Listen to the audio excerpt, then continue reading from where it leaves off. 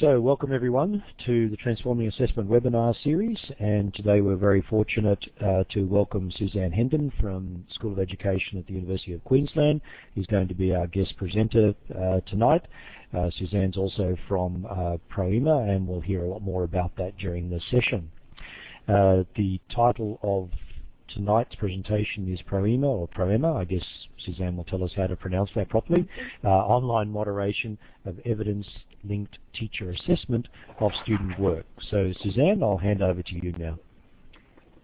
Thank you for that introduction, Jeff, and welcome to everyone. And a special welcome to all the colleagues who I can see have signed on to support and show a bit of interest in the work tonight, and to Matthew for his support in teaching this Luddite about how to work in this environment.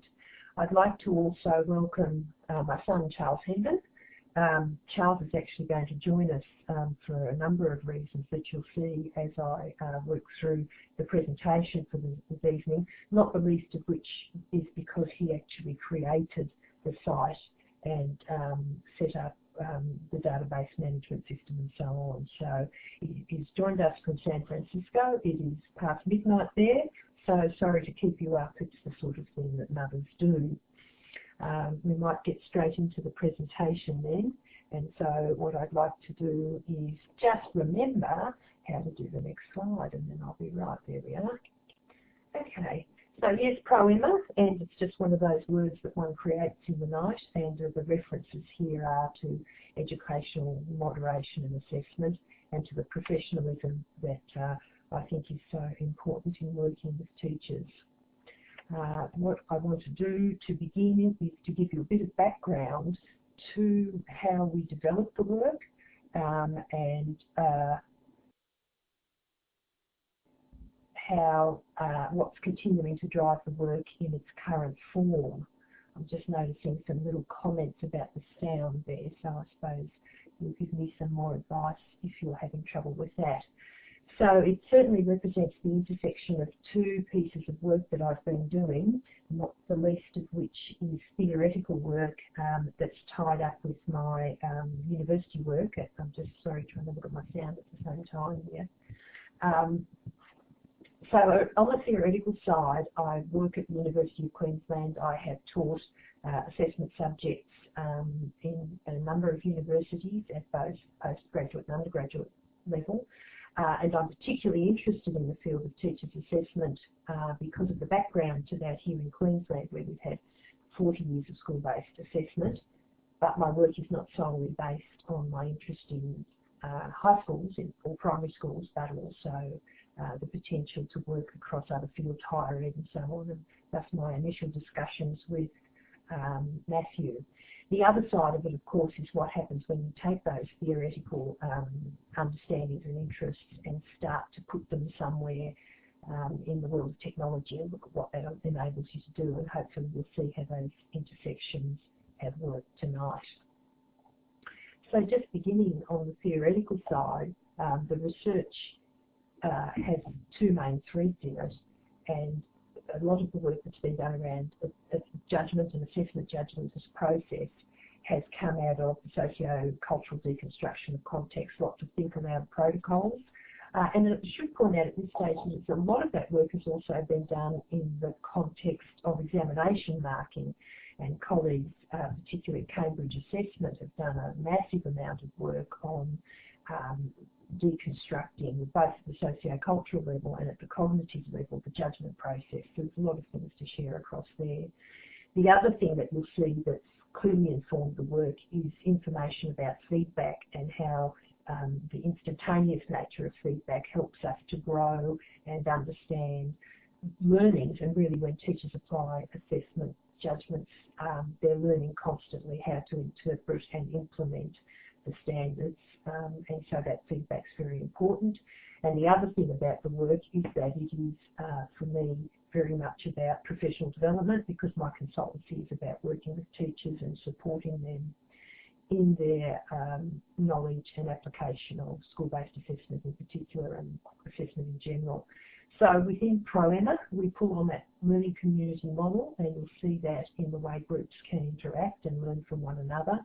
But the real driver of it, particularly in terms of the moderation aspect, and there are other aspects around assessment and design, which we'll touch on later, but the real driver is how the research work has caused me to pay close attention to what teachers actually do at the point, or indeed markers, at the point of assigning a grade or making a grade decision.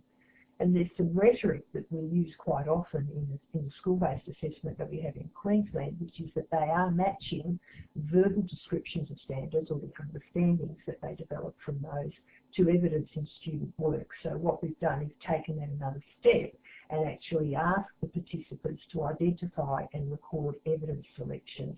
So they're the things that I want to show you this afternoon, or this evening, depending on where you are, in the middle of the night. I'll just talk briefly again about why I allude to feedback.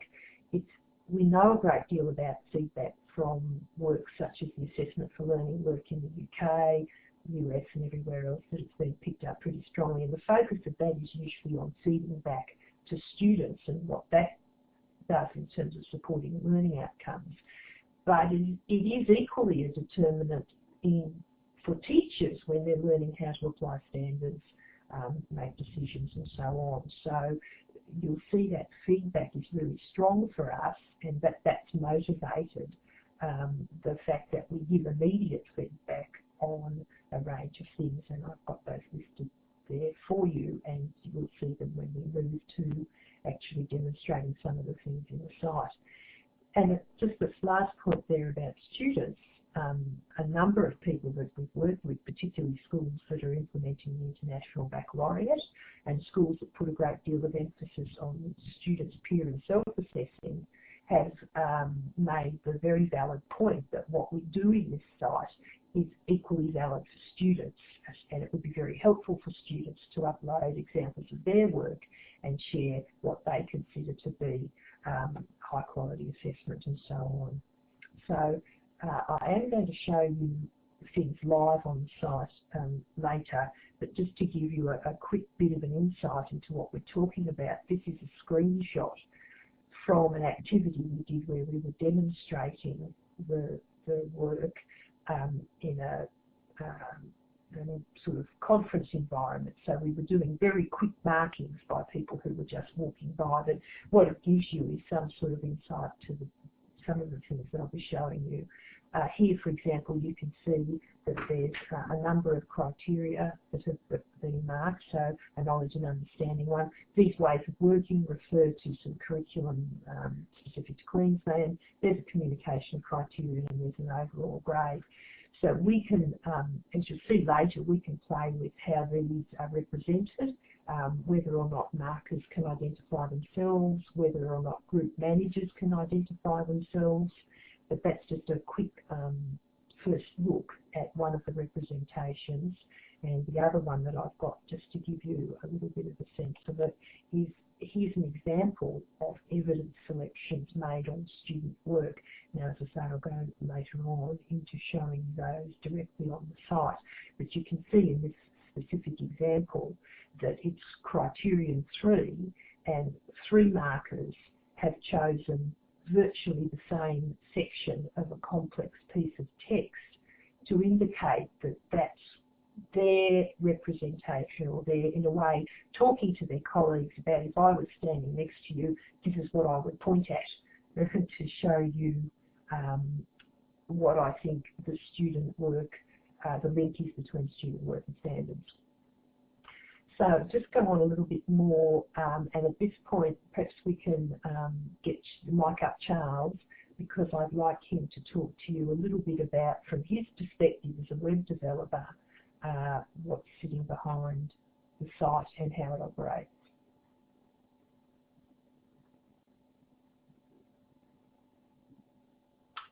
So over to you, Charles. Hi Charles, you can press the talk button at the top of the screen. You should be able to talk into the microphone. Excellent. I hope everyone can hear me clearly. So I just thought I'd give a bit of a background into what we've just seen in those last couple of slides.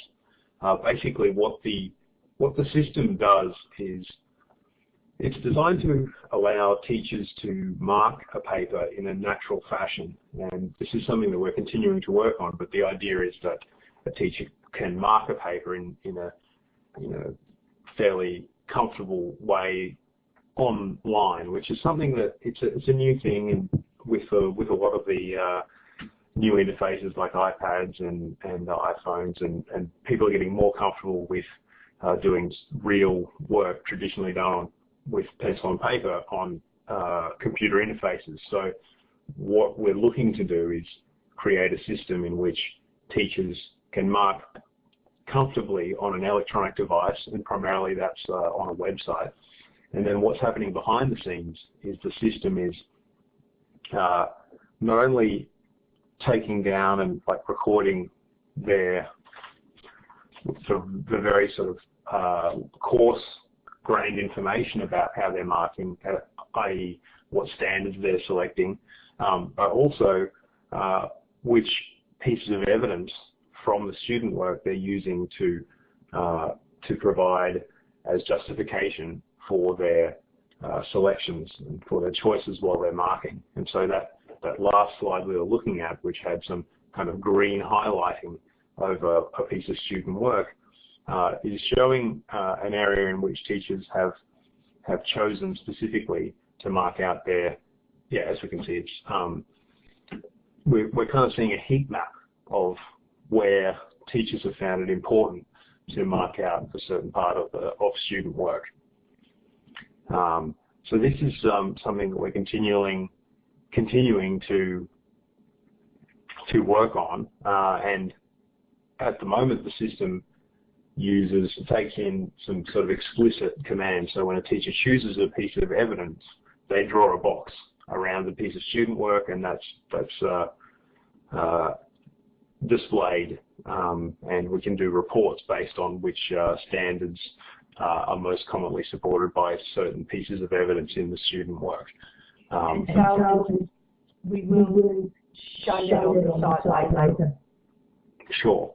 So that's currently where we are, but there's certainly a lot of room for expansion and experimentation with that mechanic.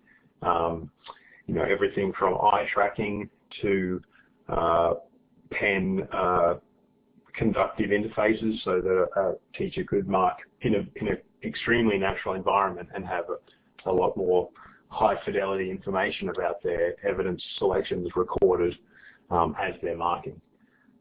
So we're sort of in a coarse-grained situation at the moment with the way that information is being recorded, but it's the idea is that it's a start in starting to break down and analysing why teachers mark the way they do and why they how they choose the evidence they do to support their decisions.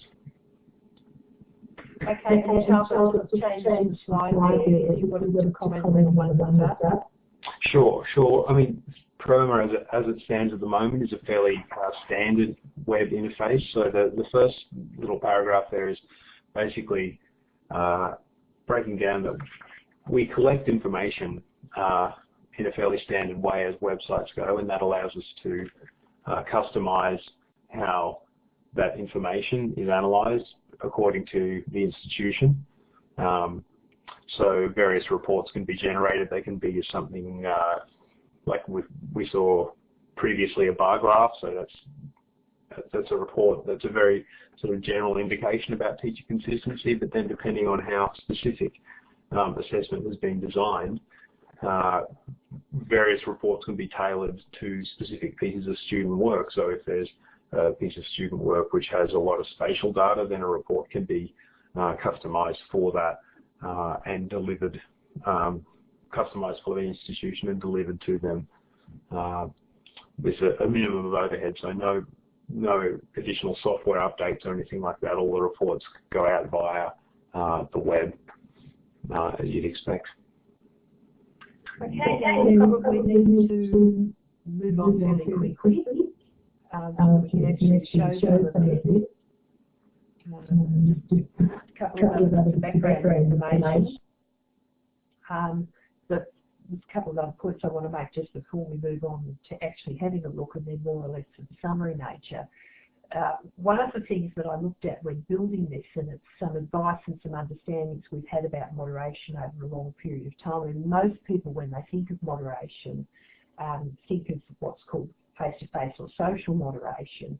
And there's been some interesting things written about that, and in particular I'm always reminded of an article by Pamela Moss where she talked about face-to-face social moderation being used for setting cut scores, and she was very interested in the interaction that goes on there, and made the point that, of course, so long as it's social, you've got issues around the protocols of the relationships between the people, and what, you know, there's issues about whether the strongest voice wins and so on. And in our own experience of the senior schooling system here in Queensland, one of the things that we implemented along the way was to add an additional autonomous individual review of student work.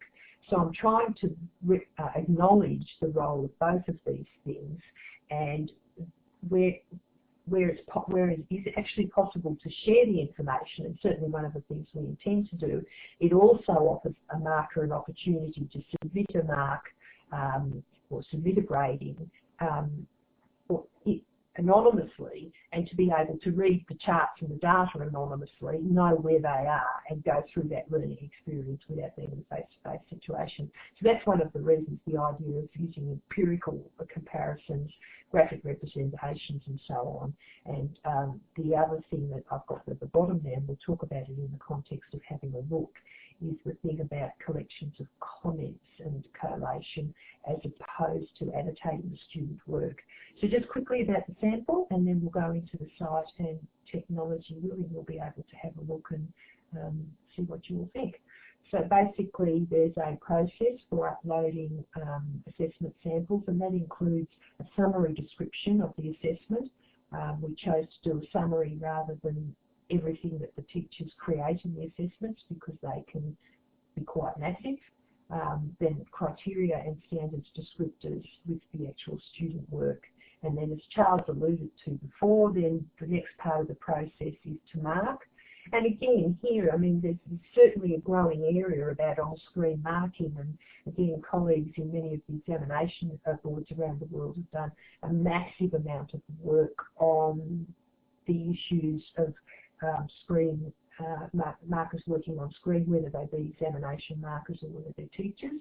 And it's a growing area, and it's something that, you know, requires some refining and training for sure. There's so many other things that we could talk about tonight, but probably that's not one of them. So when they follow that procedure, they then are required to identify a selection of the student work, and we would say to them it's the one that best represents the match between the characteristics of the standards and the feature of students' work. And we know anecdotally, you know, from experience of face-to-face moderation, that when people are working together, they will routinely turn the page and point to a particular paragraph, a particular illustration, some section of the work in their discussion with peers, because that's the way they're confirming or discussing their judgment. So it's that sort of attitude towards assessment and behaviour in terms of how people explain their judgments that we're trying to capture in the application. So it's therefore the selection is not indicative, not exhaustive. It's like saying to a colleague, look, just to give you a bit further insight to why I chose this particular grade, here's a really good example where I think the students met that standard well.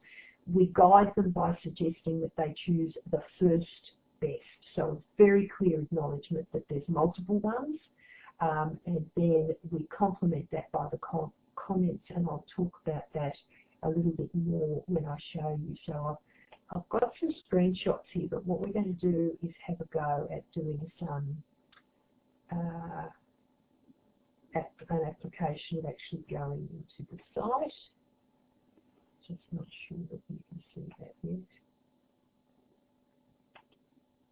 Susan, I think you've pressed the wrong button. You've gone onto the web share one. You should have pressed the one with the two different screens. Sorry, I'll do that. Now we're right. Thank you.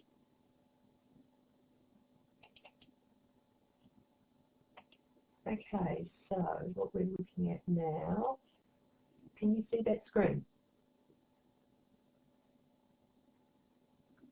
It's my view. I can see you've got a web page open there. Yeah. Okay, so everybody can see that. So we're actually on a web page inside, we're on a page inside the site now, and this is one that I've created for demonstration purposes because obviously I don't want to be showing you real student work and real people's names. So this is the sort of home page, if you like, for a member. And what we'll have a look first at is at an assessment that's been uploaded and is ready for marking, so you can see how that would go. And this is an example. So in this case, this field here is where people upload the information about the assessment. The upload process is step by step, so you respond to a number of prompts and cues. You can upload, you can type them in directly, you can copy and paste them, etc. So that will routinely appear. Then the next section is the section where people actually do their grading or their assessment or their marking or whatever expression you want to use for that. So their generic information there to remind people how to use it. And as I say, this is a demonstration one, so it's very sparse. Here we've got the criteria and standards. They're specific to the task. They're loaded, uploaded as part of the process and directly linked to that specific task. If you do a number of evidence selections, a number of samples of student work at least, then you can call this up and just attach the different student work to it. Now the thorny issue of, print size, working inside cells and so on, we decided to resolve that by writing the descriptors above, and it has the effect of also encouraging people to look for the differences in descriptors, because we know from the study that we've done so far that their way of understanding descriptors is heavily dependent on seeing the relationship, what we sometimes call in test marking, the most noticeable difference between the descriptors. So, and then the one that they're scrolling over is the one that's highlighted. So say, for example, I've looked down at the student work, and the reason I've chosen this one is to make the point that it doesn't necessarily have to be, type text, digital text, or indeed text. It can be a picture. It could be a picture of an artwork or an artefact. And certainly down the track, we would look to making possibilities such as video, moving images, which would of course have direct application for performance assessments such as spoken pieces in English, oral presentations, performances in sport, performances in drama and so on. So it's not somewhere we've been able to go yet, but we've got that there. So just following the process, teacher logs in, finds an assessment there to mark because it's been sent by a peer. They've received an email to say, hey, have a look at this. They look at the student work, they look at the descriptors, and when they make their decision, they would then choose that particular standard, and straight away it sends them down to the student work where they would go through the process of drawing the text box. That once they're happy with that text box, they can then click on that, and it shows that that's recorded. Now, if they were to make an error, for example, they can clear that, do it again, whatever it is they might want to do. So we've got quite a bit of functionality already built into that. Similarly, as they moved through the criteria, they make their different evidence selections, record those, and logically, of course, with the overall grade, there is not an evidence selection because that's reflecting the need to make a holistic or on-balance judgment about the piece of work as a whole, and then of course they're free to type in here as they might wish before they submit their evaluation. Now, I won't submit that because that's just a demonstration, but what I will show you is what they would see as soon as they have submitted an evaluation there, and I've got just one here again as an example. Here's one that 3 teachers have marked, or 3 assessors have made their decisions, and that is instantaneous, so you get that feedback straight away. And then the sort of things that you saw in the earlier bar graph, you get an insight, and it's about it's as much as anything about the discussions you would have about the patterns, knowing what we know about adjacent grades and whether they matter or not. Seeing, for instance, over a number of markings, whether we had a greater degree of spread of different interpretation across one particular criterion over another and so on. And then, of course, as Charles mentioned before, we've got quite a range of possible choices in terms of what we might represent. This is one that we put up just as an example. You know, we can therefore use different graphical representations. This is the one about the total number of grades awarded. So there's been 3 standard 3s awarded for the first criterion, 3 standard 3s for the second, and only 1, and so on. 1 standard, sorry, I read that badly, I think that was right. Only 1 standard 3 for this criterion and so on. But then, again, the brunt's down here, in my view. So this issue about the comments, what we've started work on is making the comments sortable. So this is a collation of the comments. This allows people to reflect particularly around issues such as whether they were uncertain about the evidence selection, whether they might think that you need to go and look at a secondary evidence selection. We've talked about annotations directly on the work, and we're very aware that that's a common practice in this sort of work, but the issue would be how complex that would become actually on the text, on the page, that it might cover sections of the text that you get overlap with people putting their comments in different areas. So at the moment we're running with this, and as I say, we've done some preliminary work on sorting them so that we could sort them in terms of reference to the criteria, reference to the curriculum area, reference to various things, but that's very preliminary work and it's certainly not part of the site just yet. We can see down here that we can filter, so we can have a look. We can filter by the marker, we can filter for the criterion, and we can look for different patterns in that. So I guess that's hopefully a reasonable bit of a look at that, because I need to come back to the screen and catch up and see if you're writing things, see if there's anything that I need to talk to you about or any questions, because of course I lost you there for most of that. So that pretty much covers what's happening in the site at the moment. Might just go ahead. Obviously there's some screenshots of very similar things just for you to have a look at. So nothing there at the moment, so I'll keep going and just talking a little bit. And Charles might like to come in a little bit here, because there's an enormous functionality around the member process and how you might organise that, and we've tried to do that to reflect the different relationships that people might work in and across as they're working in this environment. So perhaps mic up Charles and see if you can talk a little bit about the database, how it's organised and the sorts of things that he built into that.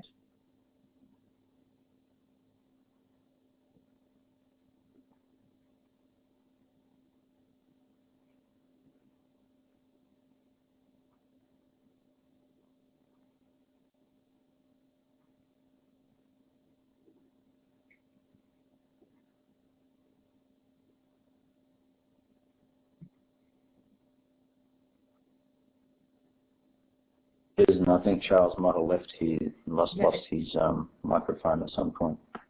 Okay, so I forgot. Yes, I understand. Okay, so I'll do my best with that section, because yeah, it is after midnight and he's having a problem with creating noise next door. So really, it would have been great to hear him speak about functionality and how that's built into it. But the main thing is that we certainly wanted it to be sortable in terms of who can talk to who, because it may be that from time to time it's about a small group within a school, but then that school may at some time determine that they wish to share the work with someone else at another site. So we might need to reconfigure that group, put 2 groups in touch with one another, and you want to be able to manage that all the time, because you've got that constant issue about who should be in a situation of seeing one another's work. And all the sort of, I mean, they could be groups, as I say, within a school. We had enormous issues with isolation here in Australia and in Queensland in particular. We had teachers who would be the only teacher in a school hundreds of kilometres from anyone else, so they might want to form another group for small schools or whatever. you could set up groups around professional groups such as subject-based groups or middle phase groups or whatever.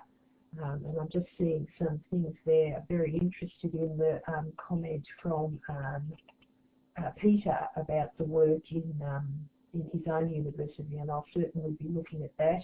And also, I think they're good for benchmarking. And look, welcome to the colleague from New Zealand who was talking about debt to me online before we came in.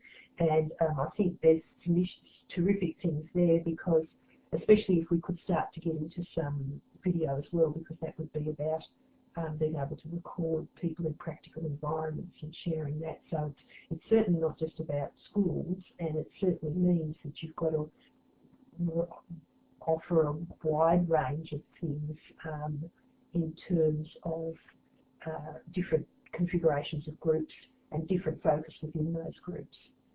I'm just sounding a bit vague because I'm keeping an eye on if anyone's got any questions. So what I want to do, because we've got enough time, and I wasn't sure how much time we would have, is I'd like to also talk to you about a couple of other things that sit on the site, and maybe also show you some of that. So clearly the moderation process has been the driver of it. It has one of the biggest implications we know for moderation is to think about the quality of the assessment itself. So that led us to move also into the area of assessment design. And so we've done some work, and it's actually done by a colleague of Charles's, around developing an assessment design process. So we've done that by using a generic model of curriculum which guides people through a set of questions. I'll have another go in a minute showing those to you. But we've used a generic model fairly largely based on the revised Bloom's work that was done by Craftwell and Co. So it's saying, look, there's 4 areas that you are likely to want to be addressing. There's going to be the knowledge and understanding areas, whether it's disciplinary knowledge, whether it's interdisciplinary knowledge or whatever. There's going to be some work, obviously, around cognitive processes. Increasingly in curriculum, there's work likely to be work around sociocultural dimensions and the very common practice of attending to communication. So 4 big areas, and what we've done is turned those into a question and answer version. So I'm going to show you that as well, if everyone's happy to move on with that.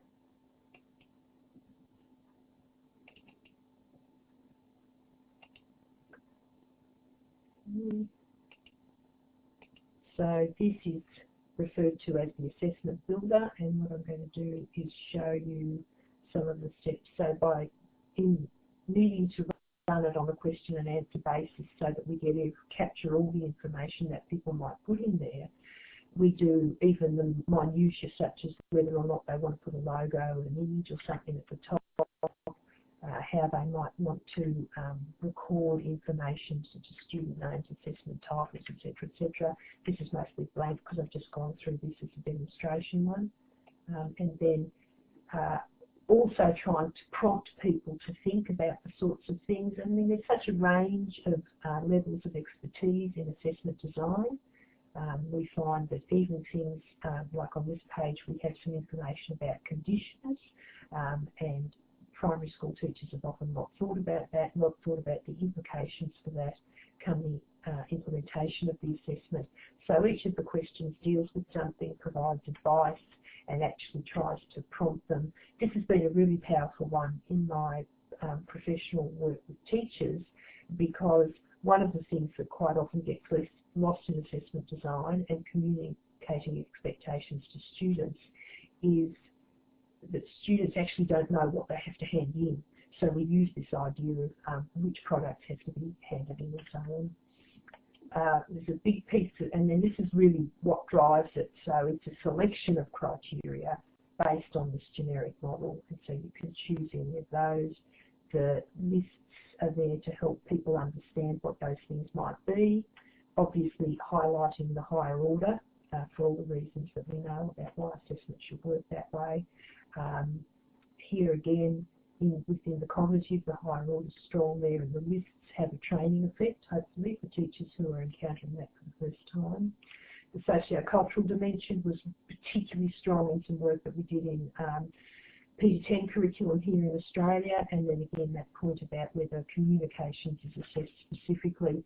Now, there's a big piece of work sitting here that we haven't completed, but it's about acknowledging that they are generic sections that would be organised in different ways under different curriculum sources. So this one represents that P10 curriculum, or sorry, the 3.9 curriculum that we were working on in Queensland, where they drew the cognitive dimensions and the socio-cultural dimensions under this heading called Ways of Working. So this is a page about sorting them so that when they appear on the sheet that you might, which is the whole purpose of the exercise that you're actually designing. This is about selecting a number of standards, and when that appears, then it appears under headings, and we could change and resort these for whatever people would want to do. So again, this is just a demonstration one.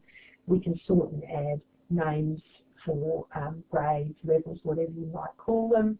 Unfortunately, we haven't got as far as getting the computer to actually think through and write the standards descriptors, but the reason I just dropped one in here for you to have a look at is that it's a model that we've used where these are framework standards coming from the curriculum documents, and that stem there about evident in is to prompt people to then write something that is very specific to the task, and it also has the effect of putting that emphasis on evidence, which you can see is really strong in our work.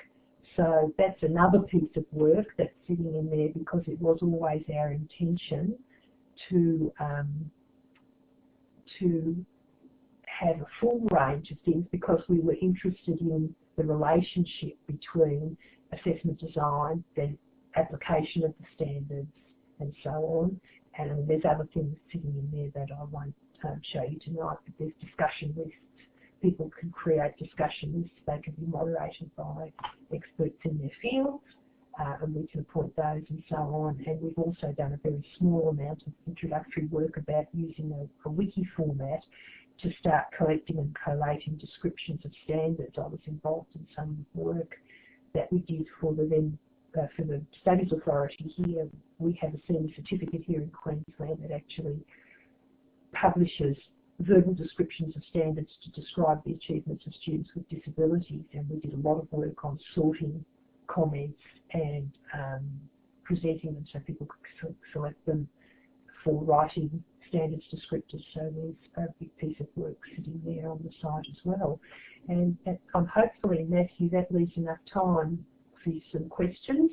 Anything else that people might like to ask, and they might have noticed there that Charles has put a few comments about the slide that he was not able to talk to. Thanks very much, Suzanne. So if there are any questions that people would like to ask, or any comments they'd like to make, either type them in, or you can put your hand up if you'd like to take the mic. So I'll give you a chance to do that.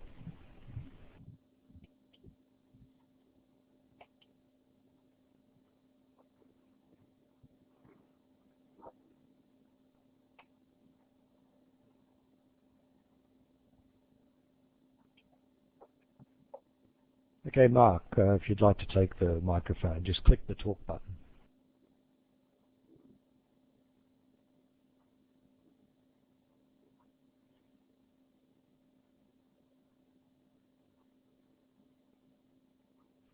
Hi, Mark, are you clicking the talk button, or are you having a bit of problem with your mic? Oh, sorry, I missed. Was that better? That's fine, go ahead. Thank you, Suzanne, for the presentation. As Suzanne knows, I don't come from an educational background. I come from a human resource management background. But what I'd like to share with this discussion is that from my point of view, the material that Suzanne's presented and the constructs of knowledge, cognitive processes, etc., and the requirement to have a stability and structure that people can use around judgment processes and evidence-based processes, to me, is matching up incredibly well with the sort of requirements within managing people in the workplace, as distinct from the application that we've seen tonight, or tonight my time, within the education field, and trying to work through the moderation and assessment process of student work. So just wanted to share that broader picture that I think this is absolutely fantastic. Thank you. Yes, thanks for that, Mark, and it's lovely to have your input, and it reminds me that we have long held the view that if we can nail some of this, that it has applications well beyond education, and I guess that's because of the nature of judgment, and we've considered, had some introductory discussions with people in the underwriting business, insurance, because they're looking for evidence as well, and really once you start into this area, the applications across other fields are probably enormous. I'm just noticing a question there from Ian about the cluster bases. I guess, you know, we've certainly played with how to grow this, Ian, and we would very much like to make it available to individuals. And the issue for us there is that we then have to create a sort of shared environment where it has something to do with scale and with numbers of people available. So if someone signs in and there may be a history teacher and they're interested in Year 10 history and there's no one else there to talk to, you know, that would be an issue. So we want to have, we've certainly created, in the way we've set it up, we have a thing called the proEMA school, and we've posted assessments there for individuals who want to come on, and that's where I do my training, my PD training with people. So there's every reason to believe that people could work individually, and it's just a matter of how we would set up that particular group, and it's certainly something I'd like to look at. And just picking up on that question there about the file formats, what we've done to date is that it's scanned, and we use JPEG because obviously they're a smaller file format. And we just had a meeting recently talking about the next big piece of work that we will probably do is about different methods for uploading. And you can see Charles's comment there about bulk importing from multiple pages. And the other thing that we would like to do, of course, is that if students are submitting work in digital format, which is increasingly likely, that those would also just upload. And Tanya there, seeing your question, yeah, look, it isn't, at the moment, we haven't got video and audio evidence in there, but we absolutely want to have it in there for the reasons that I talked about before, because we're pleased that we can record, because of the way it works, that we can actually have visual image, such as an artwork, a piece of technical drawing, whatever that might be, or a photograph of an artefact, or a series of photographs of an artefact. But it would be a preference and certainly our plan to move towards including video as well. And yeah, and you can see Charles's comment. And then Sylvia, I think, yes, the issue about large classes and over 400 students and quick turnaround times, it's probably a question for Charles, and that it's about technical capability. We certainly haven't been at that stage, but I'll just look to Charles and hopefully he can pick that question up for you, Sylvia. Where am I? Okay.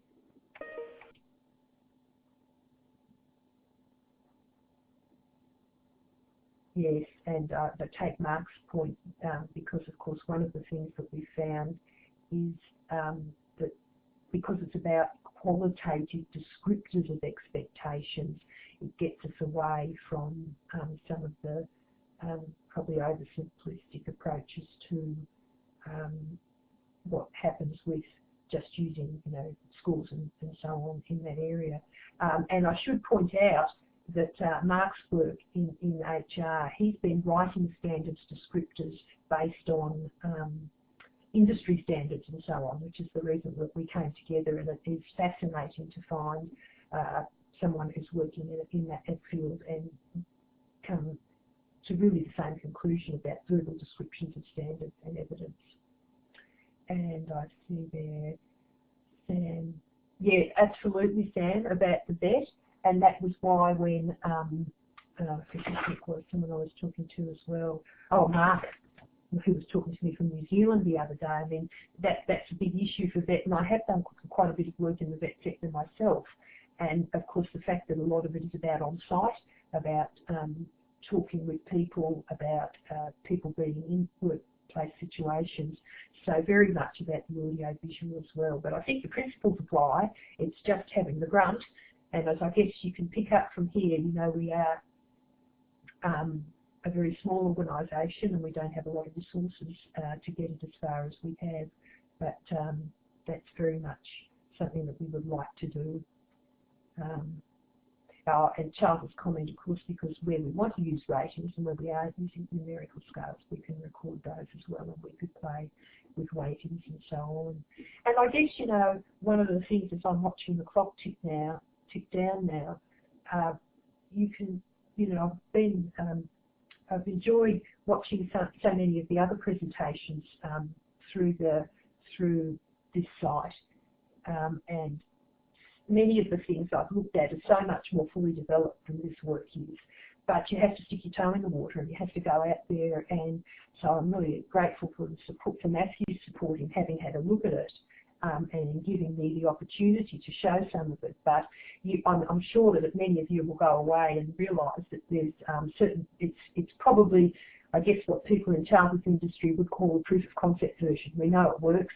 We have run trials. We've run trials in high schools in particular around the state, and we also ran, and we were fortunate enough to do that in the context of some statewide assessment that was going on, and we were actually able to do that for a moderation activity that was required of schools at that time. So obviously my sort of closing words have prompted prompted Matthew and Jeff to remind you that there's some feedback that they'd like you to have a look at, and obviously I'll really welcome any partners. Yes, Ian, I'd love an international partner. That's very much the scale, and I'm looking for the best way forward to do that.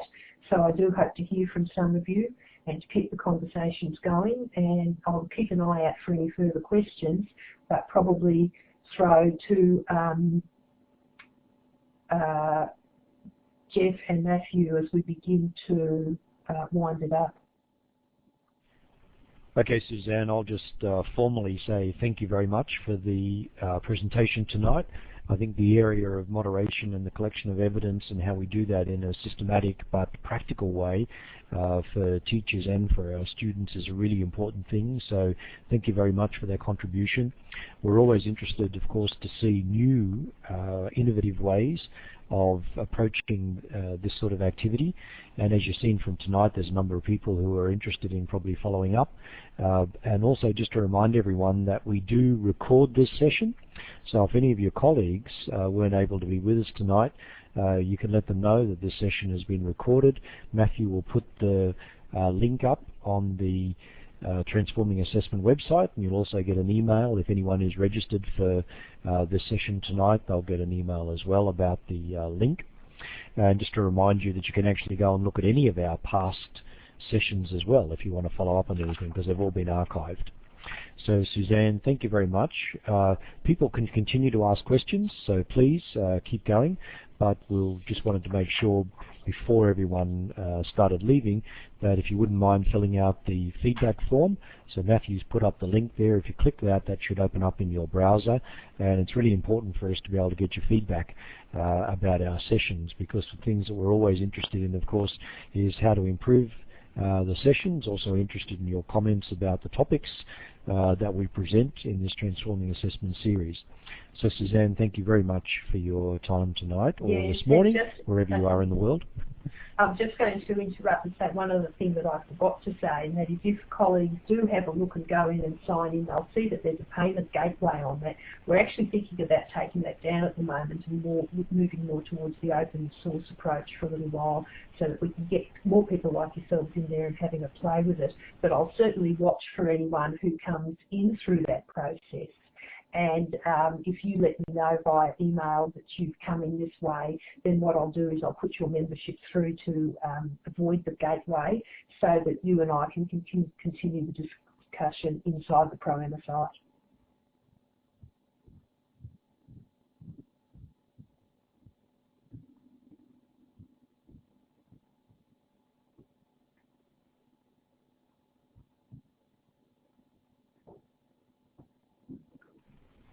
Okay, further questions from people? And remember, you can always put your hand up as well, or you can just type in your questions or comments.